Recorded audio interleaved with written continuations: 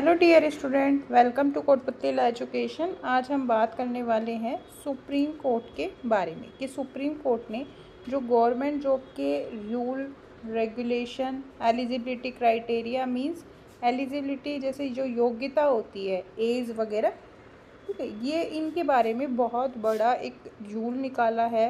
और बात करें कि सुप्रीम कोर्ट ने एक ऐसा जजमेंट दिया है कि जो गवर्नमेंट जॉब के जो नियम है रूल्स है उनमें पूरी तरीके से बदलाव आ जाएगा। तो वो क्या बदलाव बताए हैं, क्या नियम है और किस तरीके से एलिजिबिलिटी क्राइटेरिया जो है अब डिसाइड किया जाएगा, तो ये सारी डिटेल आज हम इस वीडियो में देखने वाले हैं।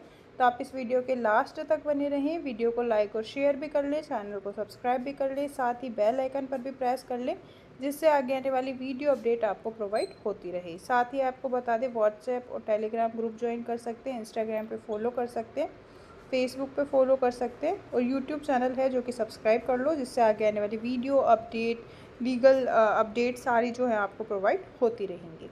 तो चलिए अभी हम बात करेंगे सुप्रीम कोर्ट के जो जजमेंट है गवर्नमेंट जॉब को लेके उसके बारे में। तो देखते हैं। देखिए, eligibility criteria for government job cannot be changed midway unless allowed by existing rule Supreme Court। मतलब एलिजिबिलिटी क्राइटेरिया है जो गवर्नमेंट जैसे जॉब्स होती है उसमें एक नोटिफिकेशन निकालते हैं पहले ये लोग, ठीक है। अब मान लो यहाँ एज एलिजिबिलिटी क्राइटेरिया में जैसे मान लो फॉर एग्जांपल एज है कि 30 ईयर और मान लो LLB से रिलेटेड है कोई जॉब तो वो 3 ईयर एक्सपीरियंस मांग लिया। अब क्या हुआ कि नोटिफिकेशन आए हुए 15 डेज़ हो गए और मिडवे में मतलब मान लो अब जो है स्टूडेंट है जो कि तैयारी भी स्टार्ट कर दिए। अब क्या है मिडवे में उन्होंने क्या किया, रूल्स चेंज कर दिए। तो क्या हुआ, सुप्रीम कोर्ट ने कहा कि आप ऐसा नहीं कर सकते, ठीक है। तो देखो ये कौन कौन से जज थे इसमें, देखो CJI थे एक तो हमारे doctor DY Chandrachud, justice Harikesh Roy, PS Narasimha, Pankaj Mittal और मनोज मिश्रा, ये सारे जस्टिस थे। तो अब हम इनको डिटेल से देखेंगे कि क्या क्या एलिजिबिलिटी क्राइटेरिया के लिए यहाँ पे रूल्स बताए हैं। तो देखो जो सर्वोच्च न्यायालय है, ठीक है, सर्वोच्च न्यायालय की संविधान पीठ ने गुरुवार को फैसला सुनाया कि सरकारी नौकरियों में चयन को नियंत्रित करने वाले नियमों या पात्रता मानदंडों के बीच में भर्ती प्रक्रिया शुरू होने के बाद तब तक नहीं बदला जा सकता जब तक कि नियम इसकी अनुमति ना दें। मतलब जो भी सरकारी नौकरी में जो भी चयन को नियंत्रित करने वाले रूल रेगुलेशंस हैं, एलिजिबिलिटी है, वो भर्ती प्रक्रिया शुरू होने के बाद भी तब तक नहीं बदला जा सकता जब तक कि इसकी नियम की अनुमति ना दे। ये एक केस था तेज प्रकाश पाठक बनाम राजस्थान उच्च न्यायालय। अब देखो, अब 2023 में जो है सुरक्षित फैसला रख लिया था जिसका जो फैसला है वो अब आया। भारत के मुख्य न्यायाधीश DY चंद्रचूड़, न्यायमूर्ति हरिकेश रॉय, न्यायमूर्ति PC नरसिम्हा और बाकी जो न्यायमूर्ति है पंकज मित्तल और मनोज मिश्रा जी ने पीठ ने जुलाई 2023 में निर्णय के लिए इसे सुरक्षित रखने के बाद जो है इसको आज फैसला सुना दिया। अब देखो ये सारे जजेस थे, आप देख सकते हो, ठीक है। बहुत इम्पोर्टेंट न्यूज़ है क्योंकि जो गवर्नमेंट जॉब के लिए हर बार स्टूडेंट है जो कि कंफ्यूज में ही रहता है कि भाई मैं क्या करूं, मान लो बाद में कुछ चेंज कर दिया तो बाद में ये सारी चीज़ें चेंज कर दी तो, ठीक है। तो ये सारे जजेस थे। न्यायालय के समक्ष प्रस्तुत मामले में कानूनी प्रश्न यह था कि किसी सार्वजनिक पद पर नियुक्ति के लिए मानदंड को संबंधित अधिकारियों द्वारा बीच में या चयन प्रक्रिया शुरू होने के बाद में बदला जा सकता है। दूसरे शब्द में ये प्रश्न ये था कि क्या खेल नौकरी चयन प्रक्रिया के नियमों के बीच में बदला जा सकता है। आज अपने फैसले में न्यायालय ने मंजूश्री आदि बनाम आंध्र प्रदेश राज्य 2008 के मामले में सर्वोच्च न्यायालय के पहले के फैसले की सत्यता पर जोर दिया जिसमें यह माना गया था कि भर्ती प्रक्रिया के नियमों के बीच में बदला नहीं जा सकता। कोई भी नियम बना दिया ना, एक बार कोई नोटिफिकेशन आ गया तो वो उसको चेंज नहीं कर सकते किसी भी रीज़न से। संविधान पीठ ने आगे कहा कि मंजूश्री का फैसला अच्छा कानून है और इसे केवल इसलिए गलत नहीं माना जा सकता क्योंकि इसमें हरियाणा राज्य बनाम सुभाष चंद्र मारवा और अन्य में सर्वोच्च न्यायालय के 1973 के फैसले को ध्यान में नहीं रखा गया था, ठीक है। अब यहाँ पे रवाहा के मामले में न्यायालय ने माना था, मतलब सबके जो केसेस थे उसमें सब में अलग अलग डिसीजंस थे, पर यहाँ पे क्या है कि जो कंक्लूज़न निकल रहा था वो सारा एक ही निकल रहा था कि इसमें कोई चेंजेस नहीं कर सकते। न्यायालय ने माना लोक सेवा परीक्षा में निर्धारित न्यूनतम अंक प्राप्त करने वाले अभ्यर्थियों को चयनित होने का पूर्ण अधिकार नहीं है। न्यायालय ने मरवाहा फैसले में कहा था कि सरकार उच्च मानकों को बनाए रखने के हित में उपयुक्त अभ्यर्थियों का चयन करने के लिए पात्रता के लिए न्यूनतम अंकों से अधिक अंक निर्धारित कर सकती है।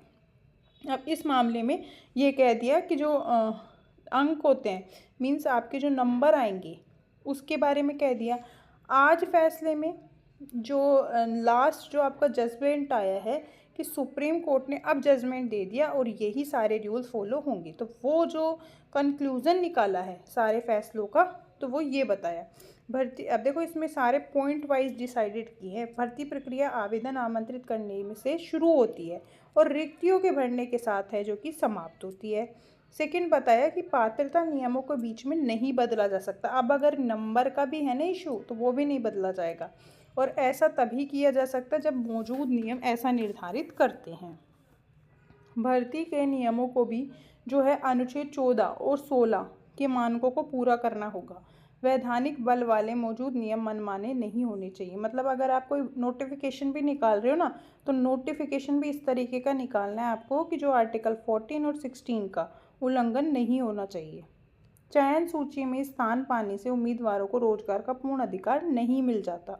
ठीक है, मान लो आपके कोई भी लिस्ट में नंबर आ गया, पर जब तक आपका अपॉइंटमेंट लेटर उस मानक को पूरा कर लो, ठीक है, तब तक आपके ये जो है रोजगार का पूर्ण अधिकार आपको नहीं मिलता। अब 5 जो है पॉइंट के मंजूश्री निर्णय अच्छा कानून है, केवल इसलिए गलत नहीं है क्योंकि वह मारवा निर्णय को ध्यान में नहीं रखता। क्योंकि मारवा निर्णय में क्या बताया था नंबर को लेके कि न्यूनतम अंक आते हैं तो वो उसको जॉब नहीं मिलती। अब मामले की पृष्ठभूमि क्या थी? ये मामला राजस्थान उच्च न्यायालय के कर्मचारियों के लिए 13 अनुवादकों पदों को भरने की प्रक्रिया से संबंधित था। उम्मीदवारों को लिखित परीक्षा और उसके बाद व्यक्तिगत साक्षात्कार मतलब इंटरव्यू में शामिल होना था। ये तो इसकी प्रक्रिया थी। अब हुआ क्या, 21 उम्मीदवार उपस्थित हुए, उनमें से केवल 3 को उच्च न्यायालय द्वारा सफल घोषित किया गया। बाद में बात सामने आई कि उच्च न्यायालय के मुख्य न्यायाधीश ने आदेश दिया था कि केवल उन्हीं उम्मीदवारों का चयन किया जाना चाहिए जिन्होंने कम से कम 75% अंक प्राप्त किए हों। ठीक है, 21 उम्मीदवार गए थे वहाँ पे इंटरव्यू देने, पर बाद में पता लगा कि हाई कोर्ट के जो सीजे हैं उन्होंने क्या बताया कि कम से कम 75% अंक आएंगे, वही यहाँ पे चयनित होगा। अब यहाँ पे उच्च न्यायालय द्वारा पहली बार भर्ती प्रक्रिया अधिसूचित किए जाने पर 75% मानदंड का उल्लेख तो किया ही नहीं गया था। मीन्स नोटिफिकेशन में तो कहीं ऐसा था ही नहीं। इसके अलावा इस संशोधित मानदंड को लागू करने पर ही 3 उम्मीदवारों का चयन किया गया और शेष उम्मीदवारों को छोड़ दिया। नोटिफिकेशन में तो था नहीं, एकदम से ऑर्डर पास किया, 3 उम्मीदवारों के आए नंबर और 75% आए और फिर उनको जॉब कर दी और बाकी को भेज दिया घर पे। 3 असफल उम्मीदवारों ने उच्च न्यायालय के एक समक्ष देखो यहाँ क्या है, 3 उम्मीदवारों का चयन किया गया। अब यहाँ पे 3 असफल उम्मीदवारों ने, मतलब जो बाकी घर भेजे थे ना, उनमें से 3 लोगों ने क्या किया, उच्च न्यायालय मतलब उनको भी आया कि ऐसा कैसे हो गया, पहले बताते कि आपको 75% जो है अंक लाने थे तो हम उस तरीके की प्रिपरेशन करते। अब यहाँ पे एकदम से आप ऑर्डर पास कर रहे हो, हमें पता ही नहीं है। तो उन्होंने क्या किया, 3 कैंडिडेट ने उच्च न्यायालय के समक्ष एक रिट लगा दी कि जिसे मार्च 2010 में जो है खारिज कर दिया, जिसने उन्हें अपीलकर्ताओं के राहत के लिए सर्वोच्च न्यायालय का दरवाज़ा खटखटाना पड़ा। अब वो पहुंच गए कहाँ पे, सुप्रीम कोर्ट। अब यहाँ पे बोला कि उच्च न्यायालय के मुख्य न्यायाधीश द्वारा 75% अंक मानदंड लागू करने का निर्णय खेल समाप्त होने के बाद खेल के नियमों को बदलने के समान है। मतलब जब आप कोई काम कर रहे हो उसके पहले ही आपने इंस्ट्रक्शंस दे दिए कि ये सारे आपको फॉलो करने हैं, उसके बाद ही आपको ये काम आपका पूरा माना जाएगा। अब आप इंस्ट्रक्शन चेंज करोगे तो ये गलती किसकी है, इंस्ट्रक्शन चेंज करने वाले की, कि भाई पहले आपने बताया कि वो ऐसा जो अस्वीकार्य है। इनके समर्थन में उन्होंने मंजूश्री आदि बनाम आंध्र प्रदेश राज्य के मामला था जो 2008 में सर्वोच्च न्यायालय के फैसले का, उसका हवाला दिया कि ये जो फैसला आया था ना, इसको आप सुनो और देखो। 20 मार्च 2023 के आदेश में RM लोढ़ा, जो कि अब सेवानिवृत्त हो गए हैं, 3 न्यायाधीशों की सर्वोच्च न्यायालय की पीठ का माना कि मंजूश्री के फैसले को वर्तमान मामले में सख्ती से लागू किया जाता है। राजस्थान उच्च न्यायालय केवल 3 नहीं बल्कि 13 उम्मीदवारों की भर्ती करने के लिए बाध्य होगा। पर अब जो 21 थे उनमें से 3 को ले लिया था, ठीक है। अब क्या है कि जो 13 उम्मीदवार हैं उसमें से वो उनको भर्ती करने के लिए बाध्य होगा। हालांकि पीठ ने कहा है कि बिना किसी और जांच के इस तरह का सख्त आवेदन व्यापक जनहित में नहीं हो सकता। एक कुशल प्रशासनिक तंत्र स्थापित करने के लक्ष्य को आगे नहीं बढ़ा सकता है। इस संबंध में पीठ ने जो और फैसले थे उनका भी हवाला दिया, जो कि सिविल जज की भर्ती से संबंधित था। न्यूनतम अंक प्राप्त करने वाले किसी भी उम्मीदवारों की भर्ती नहीं करने के हरियाणा सरकार के फैसले को भी चुनौती दी गई थी, ठीक है। तो ये जो बाकी जो मैंने फैसले बताए थे उनसे रिलेटेड सारे जो यहाँ पे है हवाला दिया गया सारे जजमेंट्स का। अब यहाँ पे जो न्याय बोर्ड जो पिछले साल 2023 में इसका फैसले को सुरक्षित रख लिया था, तो ये जो 3 जजेस थे जो कि सेवानिवृत्त हो चुकी हैं, पीठ ने कहा मंजूश्री मामले में इस फैसले को ध्यान नहीं दिया गया था। इस प्रकार इस मामले का तत्कालीन मुख्य न्यायाधीश समक्ष रखा गया और अंततः एक निर्णायक निर्णय के लिए इसे एक बड़ी पीठ को भेज दिया गया था। तो ये जो पूरा निर्णय आया है, तो अब आपको समझना है कि नोटिफिकेशन अगर जो दे दिया तो वो का वो ही रहेगा, उसमें कोई चेंजेस नहीं होंगे कि लास्ट में कोई जजमेंट बोला कि नहीं ये इस तरीके से होगा, ऐसा नहीं होगा। तो ये केस का नेम क्या है? तेज प्रकाश पाठक बनाम राजस्थान उच्च न्यायालय। और किन किन ने जो है मतलब कौन कौन से जजेस ने इसका फैसला सुना है, तो वो सारे जजेस ये हैं, ठीक है। इनके नाम हैं, आप देख सकते हो सारे, और इन्होंने फैसला सुना दिया है। तो आगे भी ऐसी ही लीगल अपडेट्स के लिए आप हमारे चैनल के साथ बने रहिए।